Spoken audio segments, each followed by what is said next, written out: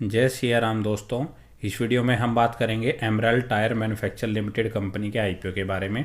तो यह आईपीओ हमारा आज 5 दिसंबर से खुल चुका है। कंपनी क्या बिजनेस करती है, कंपनी आईपीओ लाने का मोटिव क्या है, इसके फाइनेंशियल क्या है, कंपनी का करंट ग्रे मार्केट प्रीमियम क्या चल रहा है, अगर अप्लाई करते हैं तो कितना लिस्टिंग गेन हमें इसमें मिलने की संभावना है, आईपीओ में अप्लाई करना चाहिए या नहीं करना चाहिए, लॉन्ग टर्म के लिए अप्लाई करना चाहिए या सिर्फ लिस्टिंग गेन के लिए अप्लाई करना चाहिए, ये सारी ही बातें मैं डिटेल में इस वीडियो में कवर करूंगा। तो लास्ट तक वीडियो को जरूर देखिएगा। अगर हम सबसे पहले कंपनी के बिजनेस की बात करें, इसकी जो स्थापना है 2002 में हुई थी, मतलब 20 से 22 साल कंपनी को हो चुके हैं। और कंपनी एक टायर मैन्युफैक्चरिंग कंपनी है और company various type of tyres बनाने का काम करती है। और कंपनी जिस ब्रांड नेम से अपने टायर्स को बेचती है उसका नाम है ग्रीक्स्टर। कंपनी के प्रोडक्ट पोर्टफोलियो की बात करें, कंपनी कौन कौन से टायर्स मैन्युफैक्चर करती है, तो company solid resilient tyre, press on band tyre, direct bonding wheels, industrial pneumatics, butyl tubes, wheel rims, polyurethane wheels, fitment presses. तो ये मेनली कंपनी के वेरियस टाइप ऑफ प्रोडक्ट है जो कंपनी मैन्युफैक्चर करती है और फिर उनको अपने ब्रांड नेम ग्रीक्स्टर से बेचती है। और अगर हम कंपनी के बिजनेस की बात करें तो कंपनी का बिजनेस इंडिया के अलावा ग्लोबली भी देखने को मिल रहा है। इंडिया के अलावा कंपनी यूएसए, यूएई, रसिया, यूरोप के मेजर कंट्रियों में भी अपना बिजनेस करती है, जिसमें बेल्जियम, जर्मनी, नीदरलैंड, हंगरी, पुर्तगाल, इटली, डेनमार्क जैसे काफ़ी बड़े बड़े देश उसमें शामिल हैं। कंपनी के बेल्जियम एंड यूएई में वेयर हाउसेज भी हैं और कंपनी यूएसए में अपने प्रोडक्ट की ऑन टाइम डिलीवरी की सर्विस प्रोवाइड करवाती है। इसके अलावा company Europe, middle east and north America के कुछ देशों में वैल्यू एडिड सर्विसेज भी अपने कस्टमर्स को प्रोवाइड करवाती है। फिलहाल कंपनी में 224 परमानेंट एम्प्लॉय काम कर रहे हैं और 191 कॉन्ट्रेक्चुअल एम्प्लॉय काम कर रहे हैं। कंपनी कुछ स्ट्रेंथ की बात करेंगे, कंपनी के लिए पॉजिटिव पॉइंट्स क्या है, तो कंपनी की जो मैनेजमेंट टीम है वो काफ़ी एक्सपीरियंस्ड है और काम के प्रति वो काफ़ी डेडिकेटेड टीम है। और कंपनी जो ये टायर्स बनाती है वो उसमें वाइड रेंज ऑफ वो टायर्स बनाती हैं, इस टाइप ऑफ इंडस्ट्रीज में यूज होते हैं। कंपनी के जो वैरायटी ऑफ प्रोडक्ट देखने को मिल रहे हैं, कंपनी के जो प्रोडक्ट हैं वो कई इंडस्ट्रीज में लगते हैं, कई अलग अलग तरह के सेक्टर्स में यूज होते हैं। तो कंपनी का जो कस्टमर बेस है वो काफ़ी डाइवर्सिफाइड है कि कंपनी के जो प्रोडक्ट हैं वो क्वालिटेटिव प्रोडक्ट है, मतलब कंपनी अपनी प्रोडक्ट की क्वालिटी पे काफ़ी ध्यान देती है। इसके बाद अगर हम इसके फाइनेंशियल्स की बात करें तो यहाँ पे जो डाटा दिया गया है वो लाख में दिया गया है, करोड़ में कन्वर्ट करके आपके साथ शेयर करूँगा। सबसे पहले अगर हम कंपनी का रिवेन्यू देखें, 2022 में कंपनी ने लगभग 134 करोड़ रुपए का रिवेन्यू किया था, 23 में वो बढ़ के लगभग 168 करोड़ रुपए और 2024 में कंपनी का रिवेन्यू 172 करोड़ रुपए के आसपास पहुँच चुका है।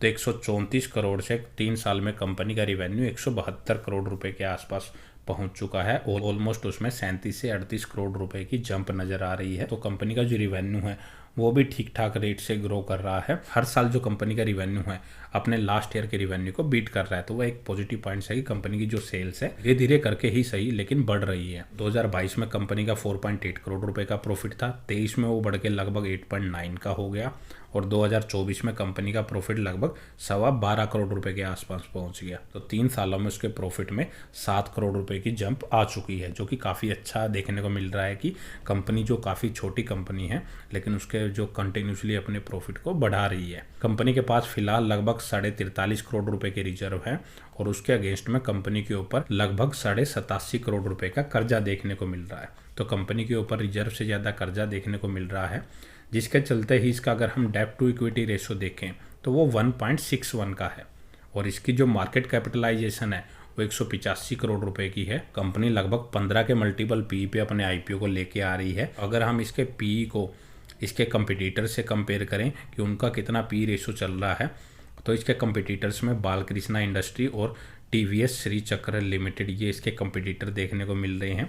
उनका जो पी रेशो चल रहा है वो 30 का और 27 का चल रहा है। उनके कंपैरिजन में कंपनी का जो पी रेशो है वो काफ़ी कम चल रहा है, हालांकि उनका अगर हम देखें वो काफ़ी बड़ी कंपनियां हैं। उनका जो अर्निंग पर शेयर चल रहा है वो 76 और 141 का चल रहा है, लेकिन इस कंपनी का 8.44 का चल रहा है। ओवरऑल बात करें कंपनी ने क्या वैल्यूएशन रखी है, तो कंपनी ने ठीक ठाक वैल्यूएशन रखी है, वो ज़्यादा ना महंगी रखी है ना ज़्यादा सस्ती रखी है। कंपनी अगर हम ऑब्जेक्ट देखें वो किस वजह से पैसा रेज कर रही है, तो कंपनी फ्यूचर में अपनी वर्किंग कैपिटल रिक्वायरमेंट को पूरा करने के लिए इस पैसे का यूज करेगी, जनरल कॉर्पोरेट पर्पज के लिए इस पैसे का यूज करेगी, कंपनी के जो ऑफर एक्सपेंसेस हैं उनको मीट करने के लिए कंपनी इस पैसे का यूज कर सकती है। ये तो हो गई कंपनी के बिजनेस की बातें, उसके फाइनेंशियल्स की बातें और कंपनी का आईपीओ लाने का मोटिव क्या है। तो अब बात कर लेते हैं इसकी डेट्स की। तो यह आईपीओ हमारा आज 5 दिसंबर से खुल गया है और 9 दिसंबर तक यह खुला रहेगा।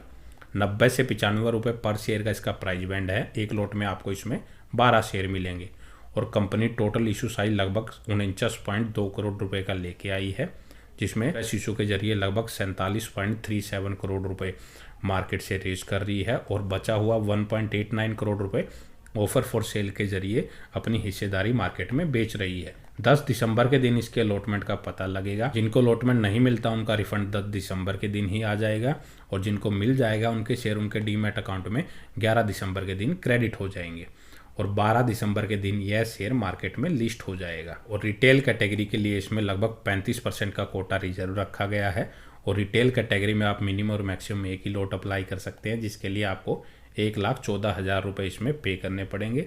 और HNI कैटेगरी में आप अप्लाई करते हैं तो मिनिमम 2 लॉट अप्लाई करने पड़ेंगे, जिसके लिए 2,28,000 रुपये आपको इसमें पे करने पड़ेंगे। प्री आईपीओ जो प्रमोटर्स की होल्डिंग चल रही है वो लगभग 67.62% की चल रही है। पोस्ट आईपीओ यहाँ पे होल्डिंग्स के बारे में भी नहीं बताया गया है। इसके बाद अगर हम इसका current grey market premium check करें तो आज के दिन इसका जो ग्रे मार्केट प्रीमियम चल रहा है वो 75 रुपये के आसपास चल रहा है, जो कि टोटल 79% के आसपास फिलहाल देखने को मिल रहा है। तो पिछले 2-3 दिनों में इसका ग्रे मार्केट प्रीमियम में काफ़ी अच्छी तेजी आ चुकी है। जो 4 दिन पहले इसका ग्रे मार्केट प्रीमियम 0 था और कल इसका जो ग्रे मार्केट प्रीमियम था वो लगभग 53% के आसपास चल रहा था और जैसे ही आईपीओ आज ओपन हुआ इसका ग्रे मार्केट प्रीमियम में काफ़ी तेजी आ चुकी है, वो 79% के आसपास पहुंच चुका है। और अगर हम पर लॉट के प्रॉफिट की बात करें तो एक लॉट में आपको इसमें 1200 शेयर मिलेंगे और 75 रुपये इसका ग्रे मार्केट प्रीमियम चल रहा है। तो अप्रोक्स आपको ये लगभग 90,000 रुपये का प्रॉफिट पर लॉट के हिसाब से आपको करंट ग्रे मार्केट प्रीमियम के अकॉर्डिंग दे सकता है। तो काफ़ी अच्छा रिटर्न ये आपको कंपनी बना के दे सकती है अगर आपको इसकी अलॉटमेंट मिलती है। तो अब बात आती है कि इस आईपीओ में अप्लाई करें या ना करें। तो सबसे मेन बात, हम लिस्टिंग गेन के लिए ही आईपीओ में अप्लाई करते हैं ताकि जल्दी से जल्दी ताकि हमारा पैसा ग्रो हो जाए, हमें काफ़ी अच्छे रिटर्न आईपीओ में मिल सके। उसके लिए इस आईपीओ का जो ग्रे मार्केट प्रीमियम है वो 79 के आसपास चल रहा है, तो काफ़ी अच्छा प्रॉफिट आपको ये दे सकता है। तो आप शॉर्ट टर्म लिस्टिंग गेन के लिए भी इस आईपीओ को जरूर अप्लाई कर सकते हैं। अब बात आती है कंपनी में लॉन्ग टर्म के लिए अप्लाई करें या ना करें। कंपनी का बिजनेस है वो काफ़ी अच्छा नज़र आ रहा है, वो स्टेबल कंपनी एक बिजनेस कर रही है और धीरे धीरे ही कंपनी की सेल्स में ग्रोथ हो रही है और उसके अकॉर्डिंग कंपनी की प्रॉफिटेबिलिटी भी बढ़ रही है। कंपनी जो पैसा रेज करेगी उसमें मोस्टली जो पैसा है कंपनी वो अपने ऊपर ही खर्च करने वाली है, तो वह एक पॉजिटिव पॉइंट है। हालांकि कंपनी के ऊपर कर्जा थोड़ा ज़्यादा नज़र आ रहा है, उसका डेब्ट टू इक्विटी रेशियो 1.61 का है, लेकिन आने वाले टाइम में कंपनी अगर बिजनेस ऐसे ही ग्रो करता रहा कंपनी का तो कंपनी उसको इजीली मैनेज कर सकती है। और सबसे ज़रूरी बात, कंपनी प्रॉफिटेबल कंपनी है, लॉस मेकिंग कंपनी नहीं है और कंपनी आने वाले टाइम में अपने बिजनेस को एक्सपेंड भी करने जा रही है और कंपनी का जो बिजनेस है वो ग्लोबली भी देखने को मिल रहा है। उसमें नेगेटिव पॉइंट एक बस यही रहता है कि ग्लोबली जो कंपनी बिजनेस करती है, जो यूरोप के जो देश होते हैं उनमें थोड़ा रूल्स एंड रेगुलेशन थोड़े ज़्यादा रहते हैं। मे भी उसमें कभी ना कभी कंपनी को कई बार दिक्कतों का सामना अगर करना पड़ सकता है फ्यूचर में, लेकिन कंपनी का बिजनेस काफ़ी अच्छा नज़र आ रहा है, तो आप लॉन्ग टर्म और शॉर्ट टर्म दोनों ही उससे इस आईपीओ में अप्लाई कर सकते हैं। सबसे ज़रूरी बात यह है एक एसएमई आईपीओ है, तो एसएमई आईपीओ से रिलेटेड रिस्क क्या क्या रहते हैं तो आपको वो ज़रूर पता होनी चाहिए। उस चीज़ को आप अपना ध्यान में रखें और उसके बाद ही अपना कोई डिसीजन लें। तो दोस्तों इस वीडियो में इतना ही। अगर आपको वीडियो अच्छी लगे तो वीडियो को लाइक करें और चैनल को सब्सक्राइब करना ना भूलें।